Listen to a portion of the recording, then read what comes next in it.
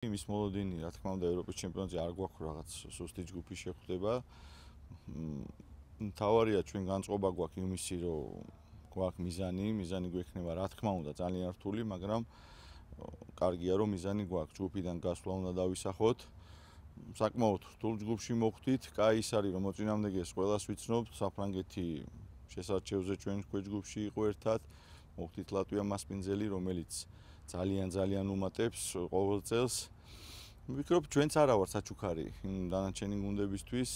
დიდი იმედი მაქვს იმისი, რომ წინა ევროპის ჩემპიონატის გამოცდილება მაგრად დაგვეხმარება ამ ევროპის ჩემპიონატზე და ძალიან კარგია რა მოკლედ იმ მოთამაშეებისთვის, ვინც პირველად ითამაშებს ევროპის ჩემპიონატს, ნახავს თუ რა არის უმაღლეს დონეზე თამაში და რაღაცა ბარიერი გადავლახეთ. ეხლა ვნახოთ აბა ტოპ ნაკრებებთან როგორ ვიქნებით მზად.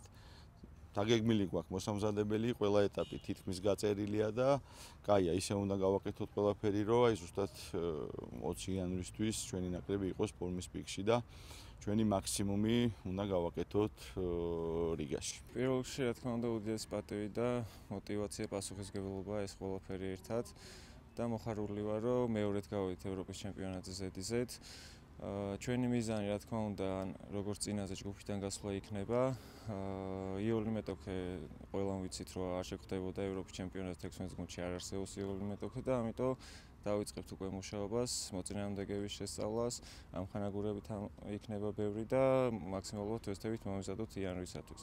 რაც შეეხება გუნდის მიზანს, ისევ იგივე, მინიმუმ ის მიზანი გვექნება, რომ ჯგუფიდან გავიდეთ, დანარჩენი უკვე გამოჩნდება რიგაში. 16-ვე გუნდი კალათები ისე იყო გადანაწილებული, ვინც არ უნდა ამოსულიყო თითეული კალათიდან, არავინ არ იქნებოდა საჩუქარი და ანალოგიურად ჩვენც არავისთვის არ ვართ იოლი მეტოქე და საინტერესო ევროპა იქნება, მით უმეტეს წინასთან შედარებით დიდი სხვაობა იქნება მაყურებლის გათვალისწინებით, წინაზე კოვიდი დაემთხვა და ეხლა ძალიან დიდი ზეიმი იქნება დარწმუნებული ვარ და სულ სხვა ემოცია იქნება ამ ევროპის ჩემპიონატზე და ვესწრებით მაქსიმალურად საქართველოს სახელი კიდევ უფრო მაღლა ავიწიოს და გავიტანოთ. საკმაოდ რთული ჯგუფი შეხვდათ, თუმცა მარტივს არ ცველოდებოდით და მიზანი ისე უცვლელი არის, რომ ნებისმიერ ჯგუფი რაც უნდა შეხვედროდა, რომ ჯგუფიდან გასვლა იყო მიზანი.